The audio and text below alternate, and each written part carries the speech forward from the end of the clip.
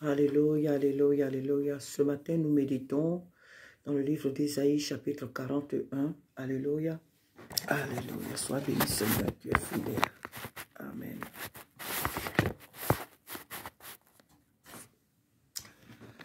Nous méditons ce matin dans le livre d'Ésaïe, chapitre 41, à partir du verset, alléluia, à partir du verset 11 jusqu'au verset 14. Amen. Nous méditons dans le livre d'Ésaïe, chapitre 41, à partir du verset, alléluia, à partir du verset 11 à 14. Je lis la parole. Voici, ils seront confondus, ils seront couverts de honte, tous ceux qui sont irrités contre toi. Ils seront réduits à rien, ils périront ceux qui disputent contre toi. Tu les chercheras et ne les trouveras plus, ceux qui te suscitaient querelle, ils seront réduits à rien. Ils ne seront plus ceux qui te faisaient la guerre. Car je suis l'Éternel, ton Dieu, qui fortifie ta droite, qui te dit, ne crains rien, je viens à ton secours. Ne crains rien, vermisseau de Jacob, faible reste d'Israël, je viens à ton secours, dit l'Éternel, et le Saint d'Israël est ton sauveur. Amen. Voilà ce matin la parole que le Seigneur nous adresse ce matin. Il est le Dieu qui fortifie son peuple. Il est le Dieu qui restaure son peuple. Il est le Dieu qui encourage ses enfants.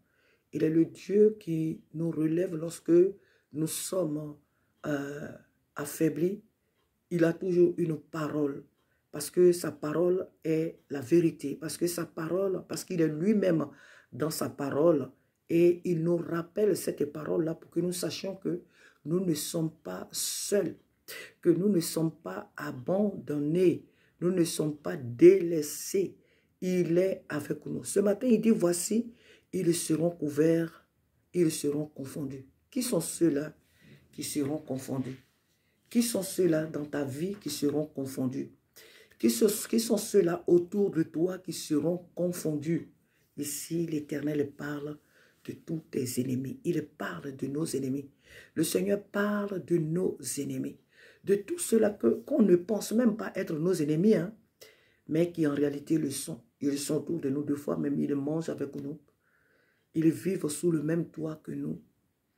Ils sont dans le même service professionnel que nous. Nous les prenons souvent pour nos amis de service. Ils sont dans nos quartiers, on les salue, mais on a apparemment une très bonne relation, même si on ne se fréquente pas. Mais quand on se voit au dehors, on se salue très bien, on se demande même les nouvelles, on a des petites conversations ensemble, amicales. Et apparemment, ce sont des personnes qui sont bonnes à voir, bonnes lorsqu'on on les entend, lorsqu'on les voit, lorsqu'on on les rencontre. Ce sont des bonnes personnes. Mais apparemment, ce sont nos ennemis. Parfois, ils le sont de manière jurée, même je peux dire nos ennemis jurés. Des personnes qui complotent le mal contre nous. Des personnes qui méditent que le mal contre nous. Des personnes qui ne nous aiment pas. Mais lorsqu'elles nous voient, elles font semblant. Ces personnes-là aussi sont souvent même sur nos plateformes, hein, sur nos ennemis, sur nos plateformes, oui, comme on appelle, sont quelquefois même nos ennemis sur nos réseaux sociaux, sur nos WhatsApp, sur Instagram, sur Facebook, TikTok, partout, hein. Oui, nous les avons comme des amis sur nos plateformes, mais apparemment, ces personnes ne nous aiment pas. Elles peuvent nous envoyer même des mots amicaux, si on peut le dire comme ça, des mots amicaux. Des personnes peuvent nous envoyer, nous dire des belles paroles, mais en réalité, ce ne sont pas nos amis. En réalité, ce ne sont pas des personnes qui pensent du bien de nous. C'est des personnes qui veulent toujours nous voir pleurer. C'est des personnes qui veulent toujours nous voir, comme on appelle dans les lamentations, qui veulent nous voir plus bas. Donc, il y a ces personnes-là qui, vraiment, qui nous entourent, que nous croyons être nos amis, mais en réalité qui ne le sont pas. Qui ne le sont pas. Sur Twitter, mais je pourrais citer plein de réseaux sociaux, mais ces personnes-là ne sont pas véritablement nos amis. Elles sont dans nos familles, elles sont dans nos villages, elles sont, comme je l'ai cité tout à l'heure, elles sont dans nos villages, elles sont dans nos quartiers, elles sont partout, mais vraiment partout, dans notre espace vital, ces personnes-là s'y trouvent. Et nous ne pensons pas que ces personnes-là peuvent être nos ennemis. Nous ne nous imaginons même pas que ces personnes-là peuvent vraiment penser du mal de nous. Mais Dieu voit les cœurs, Dieu voit toutes choses, les regards de Dieu parcourent tous les foyers, toutes les maisons. Dieu sait ce que nous disons même depuis notre chambre, sous nos douches. Dieu sait ce que nous pensons au plus profond de nous, dans notre secret, le secret de notre cœur, dans notre cœur. Le Seigneur sait ce que nous pensons de notre ami, de notre frère, de notre soeur, de nos enfants, de nos parents, de nos collègues, tout. Dieu sait les pensées que nous nourrissons chaque jour vis-à-vis des personnes qui sont avec nous, que nous voyons quotidiennement. Alléluia. Dieu sait toutes choses. Et donc ce Dieu-là qui connaît ses ennemis-là, et nous dit, voici, ils seront confondus. Pourquoi ils seront confondus? Parce qu'ils attendaient, ces ennemis attendaient que tu tombes au plus bas. Parce que ces ennemis-là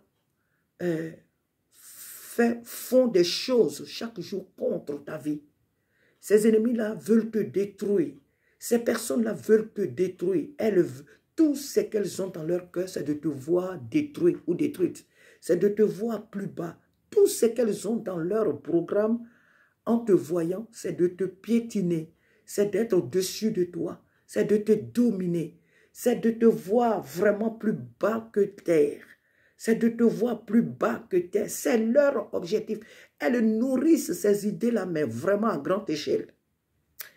Et là, Dieu dit, leur plan n'est pas son plan à lui. Leurs projets sataniques là ne sont pas lui Dieu, ses projets à ton égard. Alléluia. Il le dit d'ailleurs ici dans Jérémie. Dans Jérémie ici, Jérémie chapitre, je crois, alléluia, nous allons le voir. Jérémie 29 ici. À partir du verset 11, la Bible dit, « Car je connais les projets que j'ai formés sur vous, dit l'Éternel, projets de paix et non des malheurs, afin de vous donner un avenir et de l'espérance. » Jérémie 29, verset 11. Donc, les projets que Dieu a pour toi, les projets que Dieu a pour nous, ce sont des projets de bonheur, ce sont des projets de réussite. Dieu veut que tu aies du travail. Dieu veut que tu excelles dans ton travail. Dieu veut que tu te maries. Dieu veut que tu aies des enfants. Dieu veut que comment on appelle, que tu habites une belle maison dans un bon quartier. Dieu désire que tu sois heureux sur cette terre. Bon, je le dis parce que c'est des choses sur la terre ici, bon, c'est ce que nous vivons chaque jour. Le désir de Dieu que tu sois au ciel avec lui, que tu sois à la table des noces avec lui. C'est le désir que Dieu a pour nous. C'est le projet que Dieu a pour chacun de ses enfants. Chacun de tout être humain que Dieu a créé à son image. Voilà le projet que Dieu a pour lui, pour elle, pour chaque personne. Alléluia. Les projets que Dieu a pour nous, c'est de nous voir heureux sur la terre. Dieu n'a pas créé l'homme pour qu'il pleure. Dieu n'a pas créé l'homme pour qu'il soit malheureux. Dieu n'a pas créé l'homme pour qu'il soit tout le temps dans des problèmes, tout le temps malheureux. Et en tout cas, Dieu ne nous a pas créés pour gémir sur la terre. C'est le péché qui nous amène à gémir. C'est le péché qui nous fait souffrir, qui nous amène dans des souffrances, dans des problèmes sur la terre. C'est pourquoi celui qui veut être heureux sur cette terre, celui qui veut être heureux mais en paix sur cette terre, il a intérêt à écouter la voix de Dieu. Il y aura des épreuves, bien sûr, des difficultés, mais en écoutant, marchant selon l'esprit, même au milieu des problèmes, tu ne peux qu'être heureux, tu ne peux qu'être vraiment joyeux. Pourquoi? Parce que tu es dans le plan de Dieu. Alléluia. Dieu désire que nous soyons heureux. Dieu désire que nous prospérons à tous égards. C'est le désir de Dieu. Donc, il dit, tes ennemis seront confondus. Ils seront couverts de honte dans tout ce qu'ils complotent contre toi là. Tout cela va retomber sur leur propre tête. Tout ce qu'ils complotent là, va retomber sur leur propre tête. Les plans qu'ils ont formulés contre toi, là, ça va retourner contre eux. Les pièges qu'ils ont tendus sur ton chemin, c'est ces pièges-là. Dieu va faire qu'eux-mêmes, là, ils vont passer par là. Et les pièges-là vont les attraper eux-mêmes. Les forces qu'ils ont creusées devant toi, là, Dieu lui-même va permettre qu'ils passent par là et qu'eux-mêmes, ils tombent dans ces pièges, dans ces forces-là qu'ils ont creusées devant toi, qu'ils ont creusées devant chacun de nous. C'est eux-mêmes qui vont y tomber. Le Seigneur, ce matin, vient nous rassurer. Alléluia. Le Saint-Esprit vient ce matin nous rassurer et dit, ils seront couverts de honte, tous ceux qui sont irrités contre toi. Mais pourquoi ils sont irrités contre nous? Pourquoi ces ennemis-là sont irrités contre nous? Qu'est-ce qu'on leur a pris? Qu'est-ce qu'on leur a enlevé? Qu'est-ce qu'on leur a fait de mal? Qu'est-ce qu'on leur a fait pour qu'ils soient irrités contre nous? Mais parce qu'ils ne veulent pas nous voir heureux. Parce qu'ils ne veulent pas nous voir réussir. C'est pourquoi ils sont irrités contre nous. Le monde des ténèbres est comme ça. Le monde de Satan et ses démons sont comme ça. Le diable ne veut voir personne. Il n'aime pas l'être humain. Le diable n'aime pas l'être humain que Dieu a fait à son image. Il ne veut pas voir l'homme sur cette terre heureux. Il ne veut pas voir l'homme jouir de la grâce, de la bonté, des richesses que Dieu a données à l'homme sur cette terre. Il ne veut pas nous voir jouir de toutes ces choses que Dieu nous a données sur la terre. Mais gloire soit rendue à Dieu parce que Dieu est plus grand que lui. Et c'est lui qui décide. C'est pourquoi le Seigneur lui promet ce matin qu'il va tomber lui-même dans ses propres ordures. Ici, la Bible nous dit quelque part que nous n'avons pas pour ennemis les êtres humains. Donc, nous ne combattons pas la chair et le sang. C'est vrai que les êtres humains que nous voyons peuvent représenter, peuvent être, et souvent quelques-uns sont nos ennemis, c'est vrai. Mais nous n'avons pas à combattre notre prochain. Celui qui est à la base de toutes ces choses, de toutes ces personnes, c'est le diable. Et c'est lui que nous avons à combattre. Mais nous n'avons pas à combattre les êtres humains, nous dit la Bible. Donc c'est vrai que toutes ces personnes que j'ai citées dans nos maisons, dans nos quartiers, dans nos services professionnels qui peuvent représenter des ennemis, pour nous, certains, pas eux tous, certaines personnes autour de nous qui peuvent être nos ennemis, il faut comprendre que c'est vrai, c'est la vérité, mais ces personnes-là, celui qui les anime, c'est le diable. Et c'est lui que nous devons combattre, pas ces personnes-là. Car Dieu ne veut pas voir les êtres humains s'entretuer. Dieu ne veut pas voir les êtres humains s'entre-déchirer. C'est pourquoi le Seigneur nous dit que nous n'avons pas à combattre la chair et le sang, mais contre les esprits des ténèbres, contre les esprits mauvais. Ce sont ceux-là que nous devons viser. Ce sont ceux-là que nous devons chasser. C'est leurs œuvres, ce sont les œuvres que nous devons détruire dans nos prières. Amen. Mais pas à chercher dans nos maisons, dans nos services professionnels, qui est mon ennemi, à soupçonner les gens par-ci, par-là. Non, ce n'est pas de cela que le Seigneur veut parler. Les êtres humains, c'est vrai que beaucoup se prêtent à ce jeu démoniaque et nous méprisent, mais nous ne devons pas les combattre. Car la Bible dit quoi? Le Seigneur a dit quoi? Aimez vos ennemis, donnez-leur à boire s'ils ont soif, revêtez-les s'ils sont nus, donnez-leur à manger s'ils ont faim. Donc pour dire que le Seigneur ne veut pas que nous rendons à nos ennemis le mal qu'ils nous font. Alléluia. Le mal qu'ils nous font, nous ne devons pas être toujours prêts à dire. C'est pourquoi cette prière-là, elle n'est pas de Dieu. Quand bien même que nous la faisons souvent, mais ce n'est pas une prière qui vient de Dieu. Retour à l'envoyeur, retour à l'envoyeur. Non, non, nous ne devons pas faire ça. Jésus n'a pas fait des prières retour à l'envoyeur. Si Jésus avait prié comme ça, je pense qu'à la croix, il n'aurait pas dit, Père, pardonne-leur, tout, car ils ne savent pas ce qu'ils font. Le chrétien qui a le cœur de Dieu ne doit pas prier retour à l'envoyeur. Non, non, non, non. Ça ne vient pas de Dieu, cette prière. Ça ne vient pas. Le même Seigneur ne peut pas nous dire de pardonner à nos ennemis. Le même Seigneur ne peut pas nous dire de leur donner à manger quand ils ont faim, de leur faire du bien en un mot, pour le mal qu'eux nous font, de leur retourner le bien. Dieu ne peut pas nous dire cela. Et en plus, on va prier pour dire que le mal leur retourne. Non. Même si David a prié comme ça, il faut comprendre que souvent les prières de l'Ancien Testament, c'est aussi des gens qui ont fait les choses de façon charnelle. Leur combat était spirituel, mais il était beaucoup plus charnel. Donc, ils ont agi de manière aussi charnelle. Nous, nous sommes de la nouvelle alliance. Nous sommes l'église de Jésus. Nous sommes spirituels. Donc, notre combat n'est pas charnel. Nous ne prions pas pour dire retour à l'envoyeur. Non. Seigneur, pardonne. Pardonne à ceux qui me font du mal. Fais-leur du bien, pas pour le mal qu'ils me font, mais fais-leur du bien. Permets que leurs yeux s'ouvrent et qu'ils voient qu'ils sont en train de me faire du mal. Permets-leur, Seigneur, donne-leur de te connaître, donne-leur de te découvrir, donne-leur de t'accepter comme leur Seigneur et Sauveur. Parce que la prière d'un enfant de Dieu, quand on a le cœur de Dieu, on prie pour ses ennemis. On ne les maudit pas. On ne fait pas retour en envoyeur. Maintenant, si c'est Dieu lui-même qui veut leur rendre la monnaie de ce qu'ils nous font, c'est Dieu qui décide. C'est Dieu lui-même qui décide. Certainement qu'il a vu que la personne ne va jamais se repentir.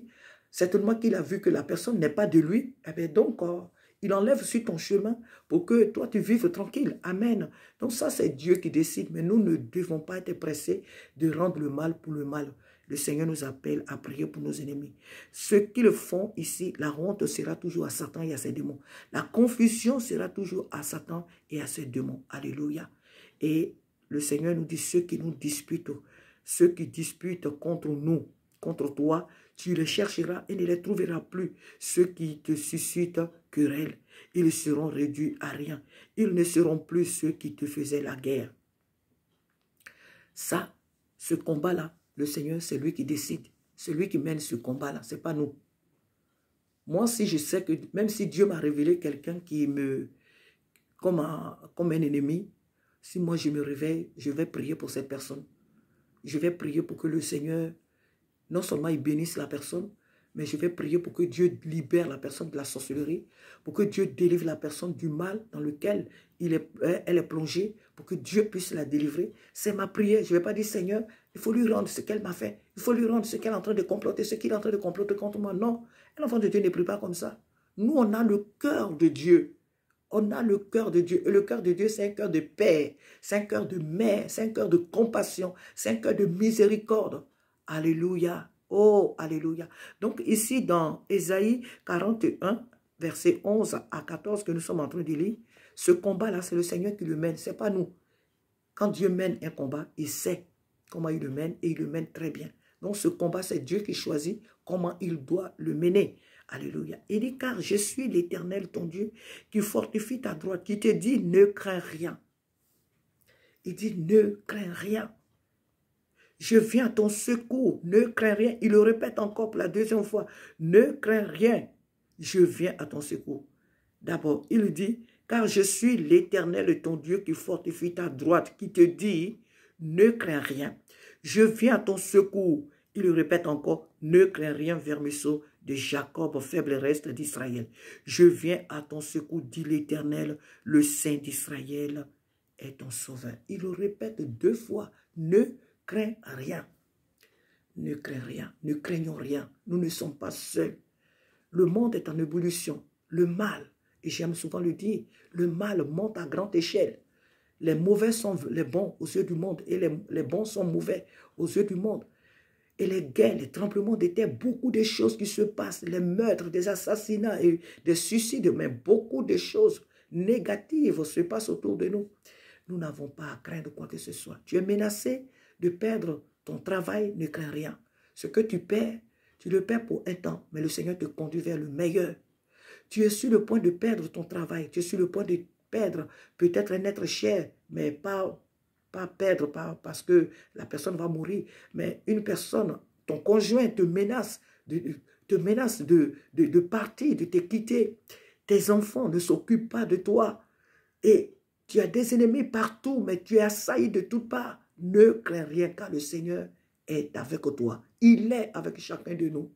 Le Seigneur est avec chacun de nous. Tu n'as aucun ami qui vienne chez toi, qui vienne te rendre visite. Personne ne veut de toi. Ne crains rien, tu n'es pas seul. Le Seigneur est avec toi. Un enfant de Dieu n'est jamais seul. Un enfant de Dieu n'est jamais seul. Souvent, mes enfants, quand ils m'appellent, ou bien quand ils viennent du travail, le soir, quand ils rentrent, ils me disent, maman, tu es là avec qui? Ou des fois, si c'est au téléphone, ils me disent, maman, tu es là, tu es seule à la maison, tu es là avec qui? Je dis, mais je ne suis jamais seul. Je ne suis jamais seul. Le Seigneur Jésus est là avec moi. Quand je ne suis pas occupé, que je suis à la maison, quand il rentre, mais maman, tu étais là seule. Qu'est-ce que tu faisais? Je dis, mais je n'ai jamais été seul. Moi, jamais, je n'ai été seul. Jésus est avec moi. Et donc, moi, j'ai appris à compter sur le Seigneur. J'ai appris à compter sur la faveur de Dieu. J'ai appris à compter sur la présence de Dieu. Donc, je ne me sens jamais seul. Quand je suis chez moi, soit je passe le temps. Si je dois méditer la parole de Dieu, je médite. Si je dois regarder la télévision, je regarde la télévision. Si je dois écouter un message, j'écoute les messages. Si je dois écrire, j'écris. Si je dois composer, je compose par la grâce de Dieu. Donc, je suis tellement occupé que je ne sais pas à quel moment je peux me sentir seul. À quel moment je peux me sentir... Le Seigneur est avec moi. Il dit, je suis avec vous jusqu'à la fin du monde. Donc, là où je suis, le Seigneur est là. Dans ma chambre, le Seigneur est avec moi partout. Donc, à partir de quand je vais me sentir seul pour dire que non, je ne suis jamais seul, mes enfants. Je ne suis jamais seul. Donc, c'est ce que je leur dis. Donc, ma soeur, mon frère, tu n'es pas seul. Le Seigneur est avec toi. Il te dit, ne crains rien. Tu veux aller au pays, dans ton pays, pour réaliser, pour faire quelque chose, pour bâtir une maison dans ton village, dans ton pays, le Seigneur te dit, ne crains rien. Ne crains pas les sorciers, ne crains pas les ennemis, ne crains rien du tout. Le Seigneur dit qu'il est avec toi. Va, si c'est son plan que tu construises cette maison, n'oublie pas que le Seigneur est avec toi. Il tue ceux qui veulent le tuer, mais toi, parce que tu es en Jésus, ils ne pourront rien faire du tout de toi. Ils ne pourront pas t'empêcher de construire cette maison. Tu veux monter une affaire, si tu es convaincu que le Seigneur est dans ce que tu es en train de faire, va en paix et fais-le. Tu veux te marier, n'aie pas peur des responsabilités du mariage, va et marie-toi. Alléluia. Prie le Seigneur qu'il te conduise vers l'homme qu'il a préparé pour toi, la femme qu'il a préparée pour toi, et va et marie-toi avec les moyens que tu as. Tu n'es pas obligé de faire un mariage pompeux. Fais avec les moyens que tu as. Honorer la parole de Dieu, c'est ça qui est le plus important. Donc, marie-toi avec les moyens que vous avez, que tu as, il faut te marier. Tu cherches à avoir des enfants, tu veux avoir un enfant, ne crains rien. Même si jusque-là, quel que soit ton âge avancé, tu n'as pas d'enfant, ne crains rien du tout. À Dieu, rien n'est impossible. C'est pourquoi j'aime beaucoup la parole de Dieu, parce que tout est dans la Bible, tout est. Le Seigneur a tout mis vraiment dans sa parole pour que nous puissions nous appuyer vraiment sur sa parole. Il l'a fait avec Sarah. Il l'a fait avec la mère de Samson, mais beaucoup de femmes dans la Bible. Il l'a fait avec Anne. La Bible ne nous dit pas l'âge que Anne avait. Bon, si dans d'autres livres, dans d'autres Bibles, cela est écrit. Moi, depuis que je suis venu à Christ, je lis plus Louis II. Donc, je n'ai pas vu l'âge de Anne. Donc, Anne aussi, elle était certainement d'un âge un peu avancé. Et elle a eu Samuel. On voit aussi l'histoire de Zacharie et Élisabeth, qui d'un âge avancé, ont eu un enfant. L'ange même l'a dit qu'ils étaient d'un âge avancé. Le Seigneur leur a donné, et Jean, alléluia, leur a donné Jean. Donc, Dieu il est le Dieu des miracles. Quels que soient ces fibromes-là qui te fatiguent, chaque fois ça revient, on te les enlève, ça revient. Dieu est Dieu. Peu importe le nombre de ces fibromes dans ton ventre, le Seigneur va te donner l'enfant. Alléluia. Il te dit ce matin, ne crains rien. Ne crains rien. Il va te donner l'enfant que tu cherches, ma soeur. Attends-toi. Ne regarde pas ton âge. Ne regarde pas l'âge de ton conjoint.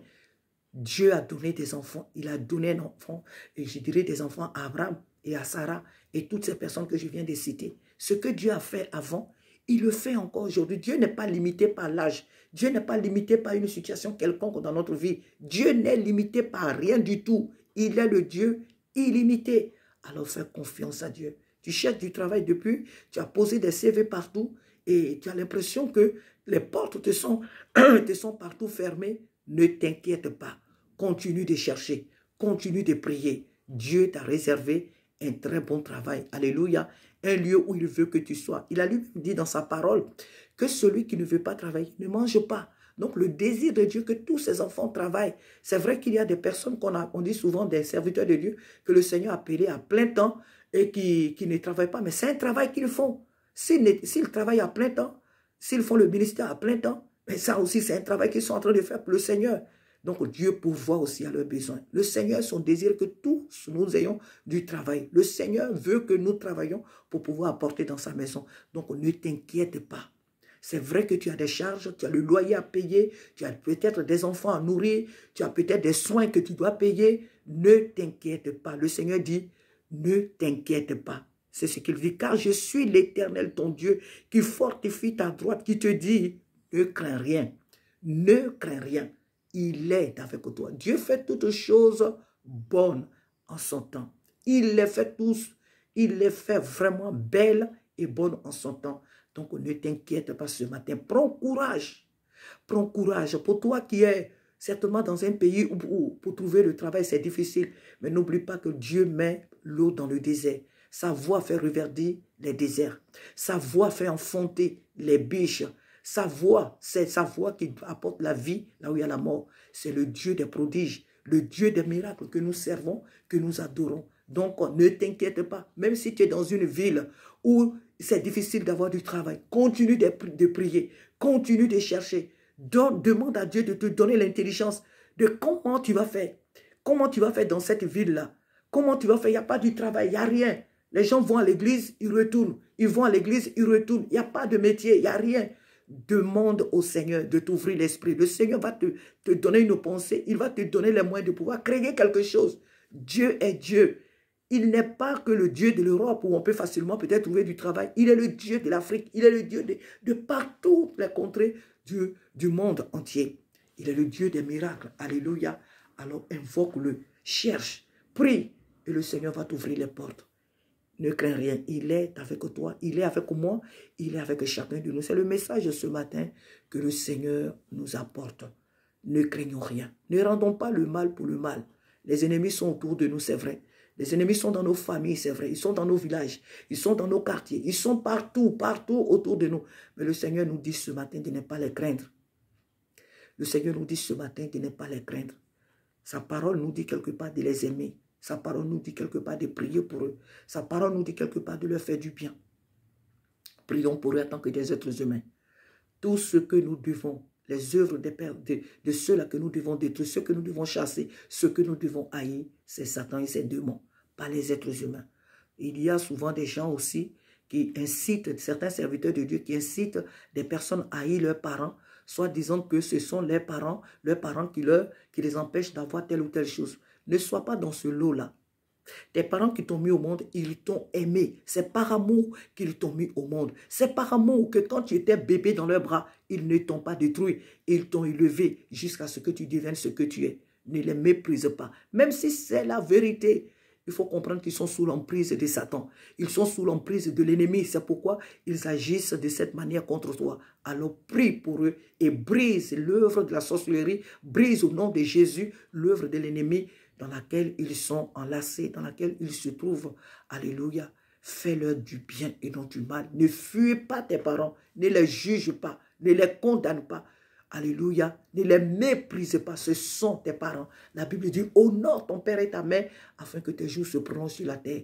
Il n'a pas dit honore les parents qui sont saints, qui sont purs. Il dit honore tes parents. Alors toi, obéis tout simplement à la parole de Dieu. Dieu te fera du bien. Alléluia. C'était vraiment ma petite méditation de ce matin. Elle a été longue, mais je sais que le Seigneur avait beaucoup à dire à chacun de nous. Il nous l'a dit, prends courage. Prends courage. Tu traverses des moments difficiles. Dans ces temps-ci, n'oublie pas que le Seigneur est avec toi. N'oublie pas que le Seigneur t'aime. Et il est avec toi dans ce que tu es en train de traverser. Est-ce une situation de maladie? Est-ce une situation, je ne sais pas, dans ton foyer? N'oublie pas que le Seigneur Dieu est avec toi. Le Seigneur Dieu a dit que votre cœur ne se trouble point. Croyez en Dieu, croyez en moi. Il a dit, je suis avec vous jusqu'à la fin des temps. Donc Dieu n'est pas avec nous parce qu'on prie beaucoup. Dieu n'est pas avec nous parce qu'on jeûne beaucoup. Dieu n'est pas avec nous parce qu'on évangélise beaucoup. Dieu est avec nous. Jésus-Christ est avec nous. Même quand nous sommes faibles, même quand nous commettons des erreurs, je peux le dire, il est là. Le Seigneur Jésus est collé, serré avec nous. Amen. Il est en nous. Il vit en nous. Il est avec nous toujours. Et apprends, mon frère comme moi, à compter sur sa grâce, à compter sur sa fidélité. Ne crains rien, parce qu'il vient à ton secours. Il est ton Dieu, et il veille sur toi plus que tu ne peux l'imaginer. Ne crains rien. Je prie que le Seigneur te guérisse si tu traverses une situation de maladie. Je prie ce matin que la main de l'Éternel te touche là où tu es, et que tu sois guéri, tu reçoives la guérison au nom de Jésus-Christ. Peu importe l'ampleur de ce mal, même si tu as 2 doigts de quitter ce monde, je proclame la résurrection. Je proclame la guérison de ton corps au nom puissant de Jésus, je prie que tu aies du travail. Je prie que tu aies ce que ton cœur désire. Alléluia. Je prie que tu trouves la femme que Dieu a préparée pour toi, le mari que Dieu a préparé pour toi. Au nom de Jésus, je prie que tu aies l'enfant que tu cherches, l'enfant que toi et ton mari vous cherchez. Je prie que vous ayez cet enfant parce que notre Dieu a de grandes bénédictions pour chacun de nous. Je prie que tu aies cette école que tu veux. Je prie que tu aies ce que tu cherches. Dans Matthieu 6, le Seigneur nous dit, cherchez, vous trouverez. Demandez, l'on vous donnera. Cherchez, vous trouverez. Frappez et l'on vous ouvrira. Le Seigneur, c'est son désir que nous soyons heureux sur cette terre. C'est le désir de Dieu que nous soyons heureux sur cette terre. Alors je prie que, alléluia, que tes attentes soient comblées. Je prie que vraiment le Seigneur réponde à toutes tes attentes. Alléluia. Que Dieu te bénisse en cette journée, qu'il bénisse ta maison, qu'il bénisse ta vie, jeune homme, jeune fille, que le Seigneur bénisse ta maison, ma soeur, mon frère, que le Seigneur bénisse abondamment ta vie. Amen. Appuyons-nous chaque jour sur cette parole. Elle est notre force, elle est notre soutien, elle est notre existence. Appuyons-nous sur cette parole. Alléluia. Lorsque nous sommes fatigués, c'est elle qui vient nous raviver. C'est elle qui vient nous regarder. C'est cette parole-là qui vient nous soutenir. Alléluia. C'est elle qui vient nous soutenir. Que Dieu te bénisse. Alléluia. Je vais chanter ce petit chant pour finir. Amen. Quand le Seigneur dans mon cœur, la joie est là, la joie est là. Quand le Seigneur dans mon cœur, la joie est là pour toujours. Quand le Seigneur dans mon cœur, la paix est là, la paix est là. Quand le Seigneur dans mon cœur, la paix est là pour toujours. Oh oui, la paix, la paix, la paix, la paix, la paix est là pour toujours. Alléluia. La paix, la paix, la paix, la paix, la paix est là pour toujours. Quand le Seigneur est dans mon cœur, la paix est là toujours. Quelles que soient les attaques, quelles que soient les épreuves, quelles que soient les contradictions que je peux voir dans ma vie, cette paix, elle est là. Et cette paix, c'est la personne de Jésus-Christ. Quand le Seigneur lui-même est dans mon cœur, tout ce qu'il est en lui. Tout ce que Dieu est, tout ce que Jésus est dans mon cœur. Parce que c'est sa personne. La paix, la joie, le bonheur et tout l'amour. Quand le Seigneur est dans mon cœur, mais toutes ces choses sont là. Pourquoi? Parce que c'est sa nature. C'est sa personne qui regroupe toutes ces choses. Donc, ces choses-là sont là. Même quand je ne jeûne pas, je ne prie pas, il est là dans mon cœur. Alors cette paix, elle est là. Je prie que tu aies cette paix. Je prie que tu entretiennes cette relation véritable avec le Saint-Esprit. Le Seigneur Jésus est avec toi. N'oublie pas qu'il est avec toi. Tu as peut-être baissé les bras dans ta marche avec le Seigneur. Prends courage et relève-toi, mon frère, ma soeur. Relève-toi parce que le Seigneur, plus que jamais, il est avec toi. Il est en toi. Prenons courage. Que Dieu te bénisse. Que Dieu te bénisse. Que le Seigneur te soutienne, qu'il te fortifie. Et on se dit à très bientôt par la grâce de Dieu. Courage à chacun de nous. Notre Père revient bientôt nous chercher. Pour toi qui regardes cette vidéo, je viens te lancer encore cet appel. Alléluia. Donne ta vie à Jésus-Christ. Il n'y a rien de bon dans ce monde. Le ciel et la terre passeront. Les choses de ce monde, l'argent, les occupations que nous avons dans ce monde passeront. Mais la parole de Dieu, elle demeure éternellement. Alors donne ta vie à Jésus-Christ. C'est pour toi qu'il est mort. Il est mort pour chacun de nous et il est ressuscité pour nous donner la vie éternelle. Donne ta vie à Jésus-Christ. Tu te poses beaucoup de questions. Tu vas de chez marabout à marabout. Tu cherches la solution à tes problèmes, pas à tes propres forces. Ne le fais plus. Donne ta vie à Jésus. Remets-lui ta vie tout entière. Dis seulement, Seigneur, je te donne ma vie. Viens habiter dans mon cœur. Viens faire de moi ton enfant. Pardonne toutes mes fautes. Pardonne tous mes péchés. Et fais de moi ton enfant. Et conduis-moi dans une assemblée qu'on appelle l'église communément, alléluia, une église où je dois partager cette relation avec mes frères, avec mes soeurs. Jeune fille, donne ta vie à Jésus. Jeune homme, donne ta vie à Jésus. Monsieur, madame, donne ta vie à Jésus-Christ. Et tu auras cette paix que je possède. Tu auras cette joie que je possède, qui est la personne même de Jésus-Christ. Que Dieu bénisse ta vie, que le Seigneur te soutienne. Il est la solution. Il est la solution, il est la réponse à toutes nos questions. Très bonne journée à chacune de nous.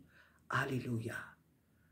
Ne craignons rien, car Christ avec nous, nous sommes plus que vainqueurs. Ne craignons rien, car Christ en nous, l'espérance de la gloire. Amen, amen, amen.